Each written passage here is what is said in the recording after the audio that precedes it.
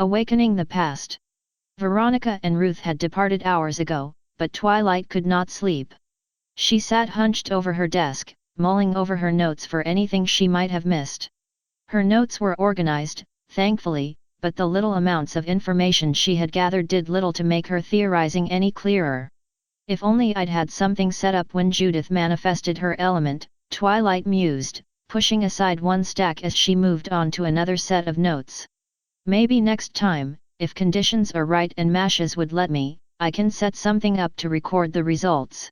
She sighed, pushing back from her desk as she massaged her forehead. I could keep working on this for weeks, she said. That doesn't sound bad, but time is not on our side. Oh, I wish Princess Celestia was here so I could talk more freely about these problems. A pause, Twilight looking around her room as if expecting an answer. Mashes had spoken to her at length about getting back in touch with Celestia, but with all that had happened. Twilight pushed back from her desk, crossing back to her bed before smoothing some of the sheets out. A small bit of meditation and an attempt at reaching Celestia, perhaps that would calm her mind enough for her to get some sleep. She sat cross-legged on her bed, hands folded in her lap as she closed her eyes and cast her soul into the warp. It drifted about the ship for a moment, checking to make sure there were no adverse developments she had missed, before she reached further to find the familiar light of Celestia's soul among the darkness. She found nothing. Princess Celestia, are you there? She called, putting up a few mental shields to protect herself from curious abominations. Nothing, but Twilight was not one to give up so easily. Princess Celestia, can you hear me? We're lost out here, but I know you're keeping an eye on us all. She stopped, giving a small sigh before continuing. We need you. Please find us. There was no response, but Twilight knew, somehow, Celestia would hear her calls and come to her. That was something she could have faith in. Drawing her soul back would have been the end of it, but as her soul brushed against the hull of the Sanguinium Martyrs she felt a disturbance. A sudden flare of unknown energy, deep within the bowels of the wreck. She tried to reach out to it, but it slipped away to nothingness before she could get a good bead on it. She furrowed her brow, reaching out further to see if the source showed up again, but all she got was the normal rhythms of the warp around the ship and the occasional gasp from the Geller field. Something's here, she breathed, opening her eyes as she stood up from her bed. Her armor would take too long to put on, but she grabbed her sword before hurrying out into the hallway. She turned about, trying to think of a plan as she searched for help, her hand tightening around the hilt of her sword as she started off down the hall towards the infirmary. As she ran, Twilight reached out through the ship to try and locate the source of the disturbance.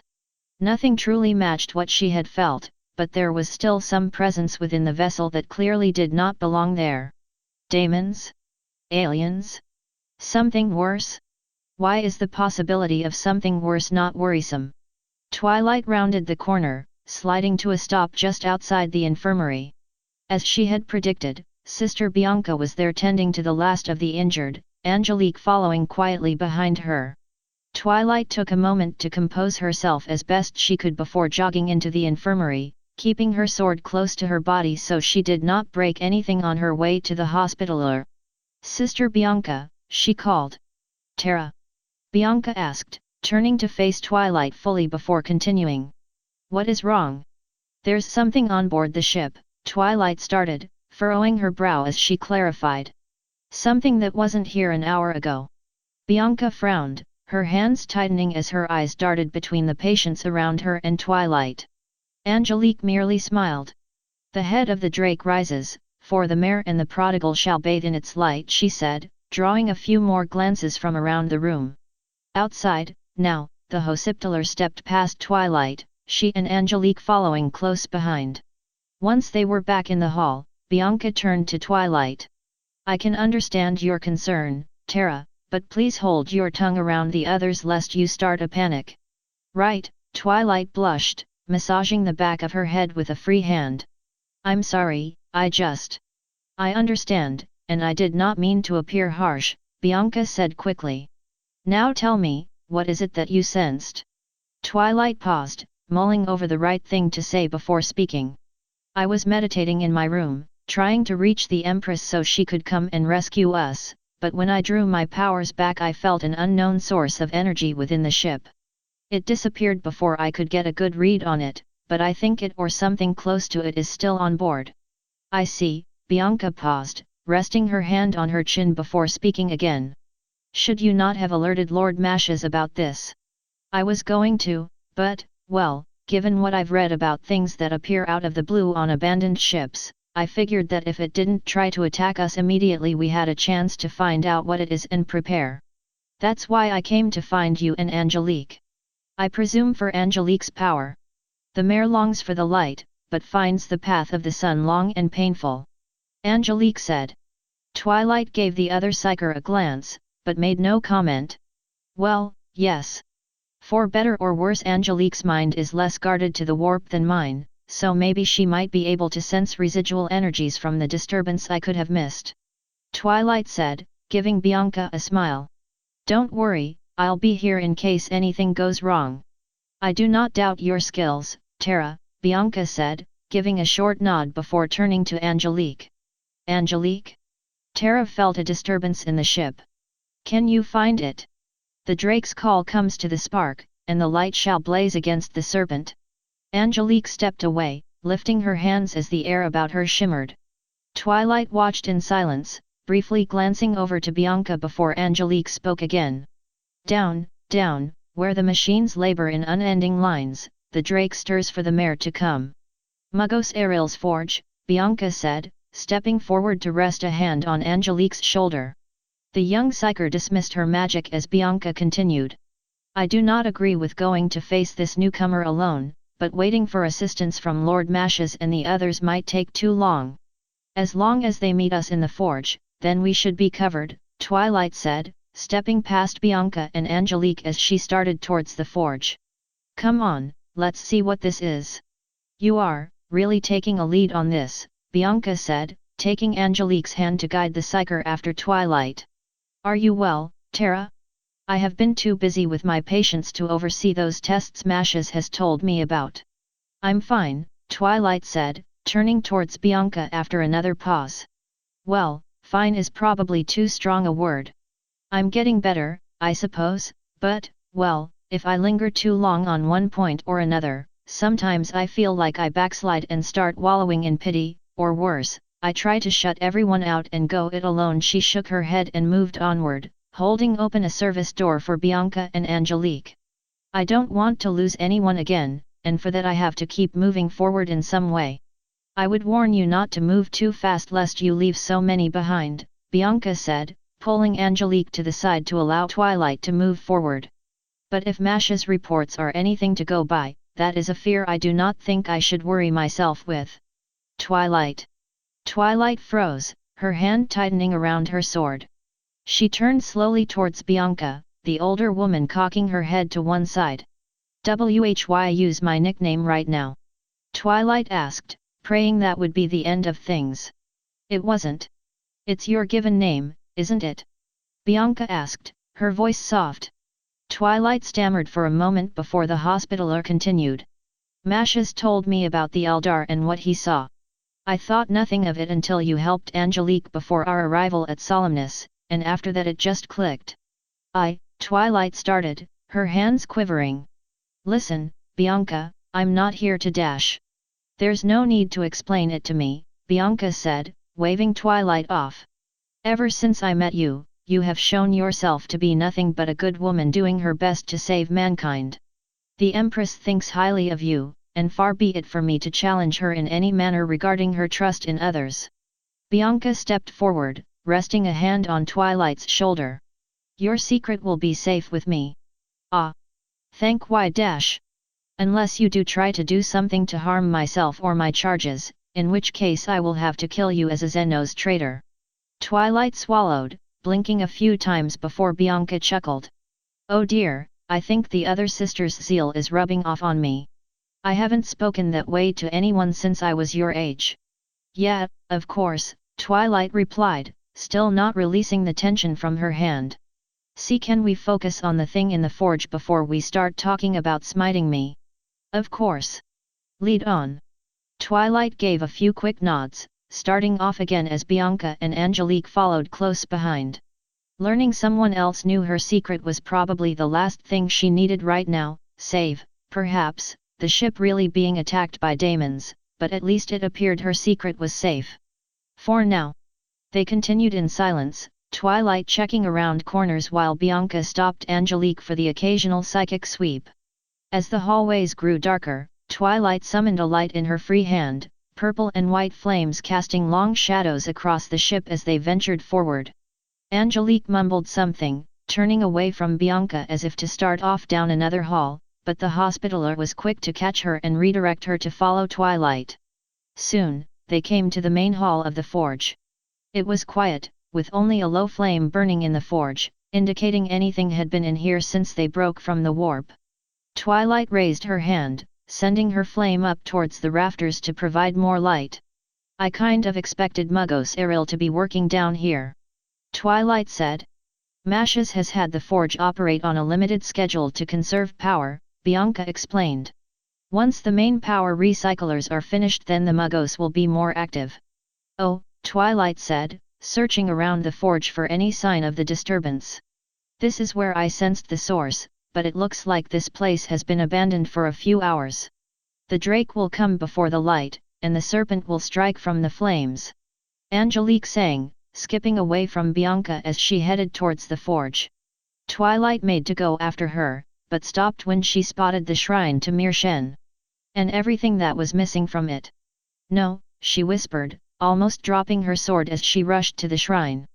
No, no, no, no, no, no, no, no, no, no, this isn't happening. Mirshen's weapons and cloak were gone, and the front of the unbound flame appeared to have been wrenched open. Candles that the sisters had burned to consecrate the shrine had been knocked over, but there was no other sign of disturbance. Those bastards! What's wrong? Bianca and Angelique jogged up to Twilight, the Hospitaller gasping when she saw the sight. Dear Empress, why? I don't particularly care why right now, Twilight growled, flames wrapping around the blade of her sword as she continued. Whoever did this couldn't have gone far, and when I do find them I'm going to push them straight into the warp for this. She turned, sweeping her sword to try and find if the culprit had left a track, completely deaf to all that Bianca was saying. A few bits of wax, perhaps a dent in the floor that had not been there yesterday, nothing conclusive at first glance, but Twilight was not one to be easily deterred. Her eyes drifted to another hallway, once leading back up to the rest of the ship. It's moving, she said. I'm not letting it get any further. Twilight, I warned you about rushing into this, now please dash. Twilight was already off, Angelique following slowly behind her while Bianca sputtered. Twilight, wait. No, I'm not letting that thief get away. Twilight cried, reaching out with her magic once more. She could sense a warmth moving from the forge, like holding her hand close to a flame. The thought that it was like touching the unbound flame passed through her mind, but rage had so blinded Twilight that she instantly shifted her energy to teleport to the source. As she shifted through reality, she spotted a massive figure stopping 5 meters in front of her. The figure wore Mirshen's cloak over its shoulders, but any other details she could not discern in the dark. Twilight brought her sword up, hands trembling as she prepared to face the intruder. Stop, she growled. The figure stopped, shifting about before it turned to face her. Upon seeing the figure in full, Twilight almost dropped her sword. The figure's armor was deep green, etched with faint designs that looked almost like dragon scales. The armor was boxier than most power armor she had seen since arriving in the Imperium, save perhaps some of the more ancient suits she had seen on Terra. The pauldrons were black, save for the right one which had the skull of some ancient beast bolted to it, with gold highlights to make it stand out even in low light. The man himself had coal-black skin and smoldering red eyes, though his gaze softened the instant it fell upon Twilight. So shocked was Twilight by the man that she missed his right hand dropping away from the hilt of a stout warhammer clamped to his belt, though it did not drop the spear of Fukin clutched in his left. She stammered. Mirshen. Oh, the figure said, his voice deep and soothing. I did not know there were others aboard this wreck. The figure stood up straighter, taking a tentative step towards Twilight. She quickly regained her senses and brought her sword up, a trail of flames rippling through the air. Stay back, she cried, the figure pulling to a stop as she continued. Who are you, and how did you get here? You, the man paused. You do not recognize me, child? I know that I departed in trying times, but I should not have been gone for too long. What do you mean? Who are you? The man hesitated again, eyes darting between Twilight's face and her sword. Finally, he spoke. I am Fukin, he said. Some would call me Primarch of the Salamanders, Lord of Nocturne, perhaps a few other titles given to me since I last led the armies of man. He frowned, turning away for a moment as Twilight let his words sink in. Though if you have not heard of me, then perhaps I have been asleep for far longer than I anticipated. Not Mir Shen, of course, Mir Shen is gone, but... Twilight choked, feeling her sword tumble from her hand as she sank to her knees. Fukin spotted this, taking another step towards Twilight before speaking. Are you all right? I am sorry if my visage has startled you, but I will do my utmost to make sure you are well. Twilight stammered, keeping her eyes down as she did her best to compose herself. The unbound flame had been opened, and the way Mir Shen had treated it, the man standing before her must have been inside it. Doesn't help, but maybe. I am sorry, a friend of mine was. I thought you were trying to steal. I am truly sorry for startling you, child, Fukin said, kneeling and resting a hand on Twilight's shoulder. Had circumstances been different, I would have awoken in the presence of you or others so that I might explain myself, but as I thought I had been abandoned here, I acted in the interest of returning to the Imperium and to my father's service. Father? Twilight asked. Just how long has he been gone? The Emperor of Mankind. Surely you must know of him, even if your reverence of him is a bit odd at times. Fukin drew away, his face lined with concern. But then, if my preparations for the unbound flame were wrong, does the Emperor still rest on Terra? Did the Xenos? I thought I killed the beast on Ulaner. Twilight hesitated, which only seemed to worry the Primarch more. Please, tell me Terra still stands. Terra's fine, Twilight started. Wait, what year do you think it is? This is not the 33rd millennium. Fukin asked. The regenerative processes of the unbound flame can be fickle, but not more than a century or two. If that monster is still threatening the Imperium, I will gladly lay my life down to destroy it for good. It's the 45th millennium. The Primarch stepped back, worry swiftly falling to shock. Twilight wanted to say something to assure the newcomer that everything was under control, but every sentence died before it could leave her mouth. 12,000 years, he muttered. I have slumbered for 12,000 years. Gently Twilight rose to her feet, taking a step towards the Primarch as he stared off into the distance. She had no time to truly close before he turned back to her and swept her up in a tight hug, Twilight letting out a squeak as she was squished into Fukin's chest.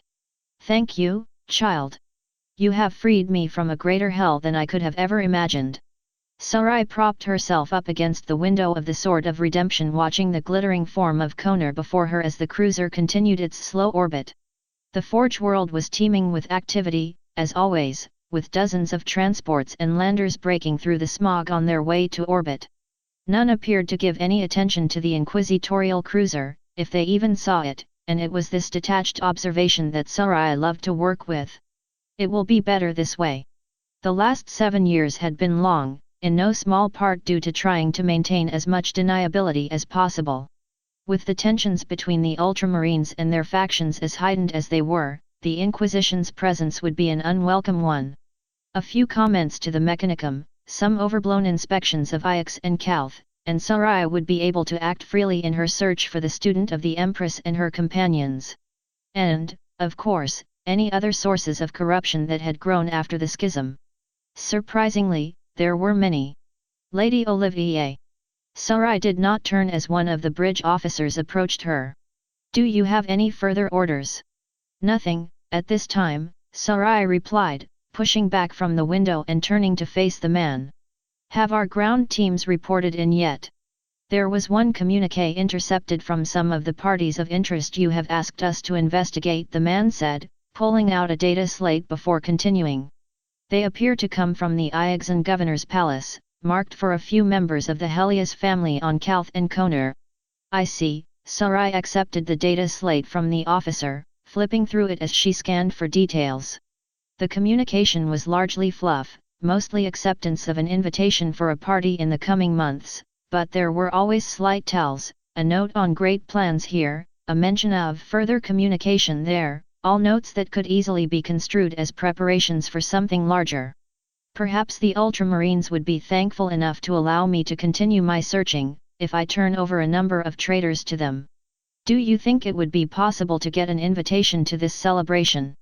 Sarai asked, looking up at the officer. It would not be too difficult, Lady Olivier, the officer replied.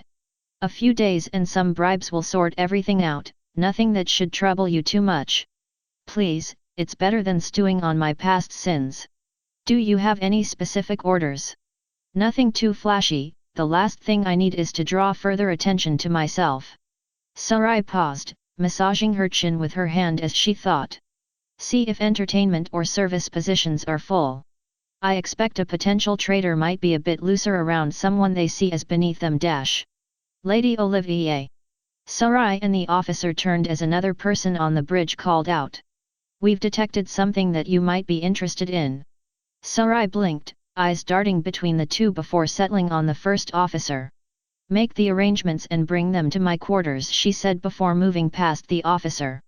She crossed to the second officer, the woman stepping aside from her terminal as the Inquisitor approached.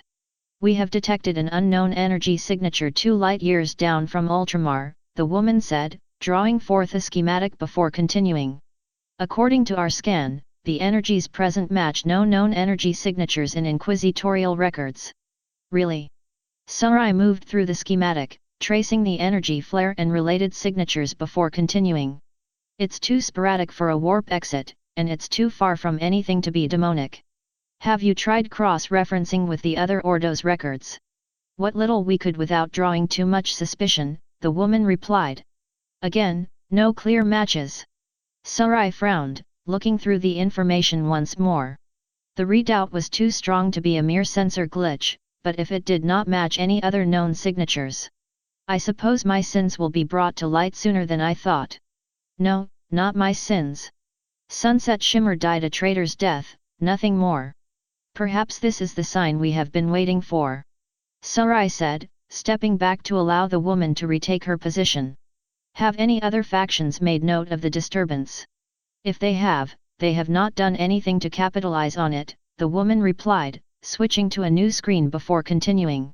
The Asteroids have been amassing at Ultramar, sure enough, but their internal politics will keep them occupied for some time. The Mechanicum and the noble houses have their normal jockeying, so we should have free rein for at least a little while longer. That is more than we can hope for. Sarai replied. Set a course.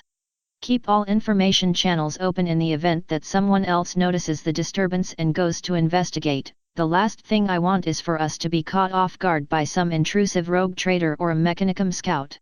Yes, Lady Olivier. Shall I also put word into Lord Elias? Sarai hesitated. Elias' presence would be helpful in the event of a confrontation, and perhaps provide someone she could confide in before speaking with Twilight Sparkle, but diverting the Grey Knight and his brothers for a simple reconnaissance and recovery mission would be a larger use of resources than she cared for. No, there is no need for that, she said finally. If the need arises, I will contact Lord Elias myself. Yes, Lady Olivier. With that Sarai turned to exit the bridge, allowing the shouts from the crew to prepare for warp transit to fade into more background noise. She walked in silence, her hands tucked in front of her as she made her way back to her quarters, her headband pressing into her scalp as she furrowed her brow. The student of the Empress. Twilight Sparkle. The name and the memories of the last night in Canterlot that started this whole mess came welling up in Sarai's mind, clawing at her attention like the daemons she had battled since her teens. Pushing it aside with duty or perhaps a chat with one of her equals would be enough to dismiss it, if her duty was not fetching the student, and if her equals had not. No, do not fall further down that hole. Sarai shook her head, dropping her hands to her side as she quickened her pace. She was an inquisitor of the Ordo Malleus, a loyal servant of the Empress, she would do her duty without question, regardless of where that path lead her. Sunset Shimmer would not do that. Finally, she reached her quarters, a larger room near the rear of the ship. Closing the door behind her, she quickly moved to make sure the wards were in place, a number of small runes flickering across the wall. She moved into the center of the room, pushing aside a chair to give herself more space before taking a breath and reaching for her headband. She gently lifted the brass circlet from her forehead, allowing the enchantment to fall away for a brief moment as her power rushed forward and smacked against the rooms, Soraya wincing ever so slightly at the rough shift. She heard nothing, and allowed a small sigh to slip past her lips before she knelt. The wards would hold, perhaps for another hour or so, but soon the voices of those souls around her would return, forcing her once more behind her defenses and away from all the others. 1 hour of normalcy. That is all I need. Master of mankind, hear my prayer, she said, holding her headband before her. I go now to complete the mission you have asked of me, and I will return your student to her rightful place, at your side. My prayer is that I shall not fail, for failure will only see your people once more scattered to the stars.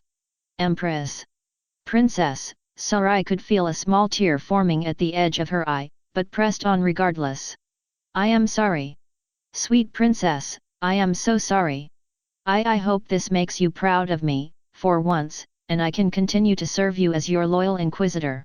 Sunset Shimmer died a traitor's death. I will not fall to the same delusions.